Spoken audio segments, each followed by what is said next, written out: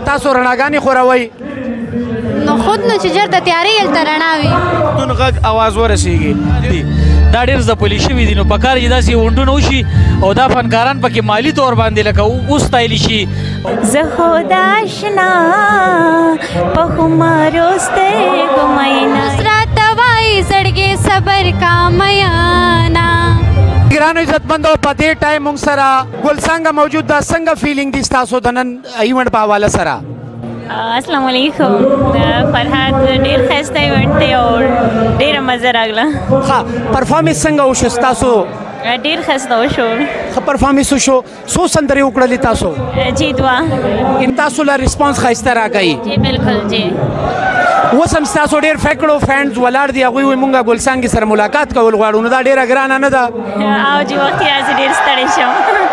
خوشحاله اوسئ آباد اوسئ غواړئ داسې چې په خیبر پښتونخوا کې دغه شانتې ریګولر ایونټ کیږي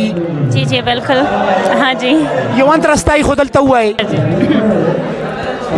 شمبلی ونه پلی ونو سترګو مینا یم زه خو د اشنا په خمارو سترګو مینا یم ډېره مننه جي خوشحاله اوسئ آباد اوسئ دا راته ووایئ چې تاسو رڼاګانې خوروئ نو خود نو چې چېرته تیارې هلته رڼا وي دا خو منئ څنګه تاسو ښه یې طبیعت هم ښه دی شکر الحمدلله څومره وخت مو شو په سنګینګ فیلډ کې ما تقریبا 6 کاله شو 3 کاله لږ پکې دغه شوی هم بیا یم شوم نو اوس مې امید دی چې زما فین ماته ډېر زیات ریسپانس راکوي لګیا ټیک ټاکر هم یی او ټیک ټاک یم څومره فالوینګ هم دی تقریبا 2 ملیون دی ښه دا راته ووایئ چې میلیون خلکو تاسو فالو کړي یی تاسو څومره فالو بیک کړی دی تقریبا 5 دا 5 ولې ستاسو په ژوند کې خالي 5 کسان دي کې اټیچیوډ ولې وي ډېره اټیټیوډ خو نه خو خیر ډېر خلک چې فالو کوي بیا ټول خلک ګیلې کوي موږ ولې نه فالو کوي موږ ولې نه فالو کوي نو ځکه چې کم داسې خپل سلیبریټي دي هغوی فالو کوو کم خلک چې فالوینګ زیرو یې ښودی د هغوی ډېر زیات اټیچیوډ وي پراوډ وي مغرور وي نه دومره اټیټیوډ نه نو بس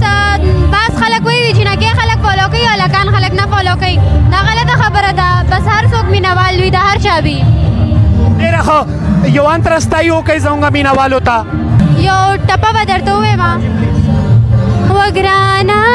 ول دې ویل چې رامیین شه وګرانه اوس راته وایي زړګې صبر کا میانا عرفان بھائی موږ سره موجود دی عرفان بھائی څه وینا به کول غواړئ او نن سره به څه ویل غواړئ خوشحاله شو دلته خپلو مینهوالو سره میلو شو او ملاقاتونه ورسره وشو خپل ملګري مې ولیدله نو یو ښه ګیدرینګ دی پکار دی چې داسې غونډونه وشي ځکه چې دا ملک که یو خوا کرونا ځپلی دی بل خوا دهشتګردو ځپلی دی نو هر چا ته په دې ملک باندې ګرانۍ هم یو داسې دور دی او د ټولو نه حساس خلک دا فنکاران دي دا ډېر ځپلي شوي دي نو پکار چې داسې غونډونه وشي او دا فنکاران پکې مالي طور باندې لکه وستایلی شي او دوی پکې فیسیلیټیټ شي دوی پکې ښه انټرټین شي چې د دې کم د ژوند ضرورتونه دي چې پوره شي ځکه چې دوی خلکو له تفریح ورکوي خو د دې هم شاته یو معاش دی د دې په شاته یو ژوند دی د دې نه ریکوایرمنټس دي د دې د کور نو دا په ډېرو خفګانونو کې خلکو له خنداګانې ورکوي نو پکار دی چې دا فنکاران په هر یو سټیج باندې ښه طریقې سره وستایلی شي ډېره مننه زموږ سره یو ډېر ښایسته سندرغاړی او ورسره د هغه ډېر ښایسته اواز هم دی د ده هم په ټیک ټاک باندې ډېر فین دي څه وینا به کول غواړئ څه پیغام به ورکوئ څومره هم کار کتونکي دي ټولو ته ډېر سلامونه ډېره مننه کوم د اف کې میډیا پروډکشن چې موږ له دومره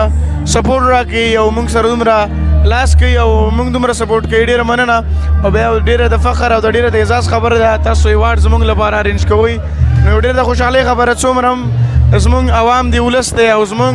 ګورنمنټس دی زموږ سرکاري چې کوم خلک د هغې دا خواست دی چې همیشه د فنکارانو دپاره ایونټ جوړې کوي خپلو پښتنو دپاره او انجوی وکړي پکار دی چې زموږ دا پښتو ژبه تر هر ګوډه پورې هر ځایه پورې د پښتون غږ اواز ورسیږي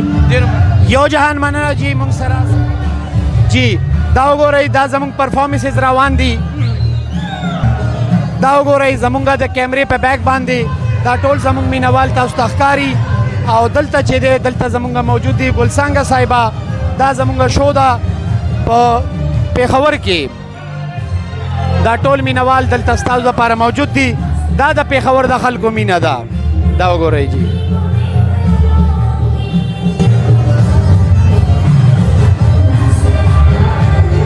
اوکے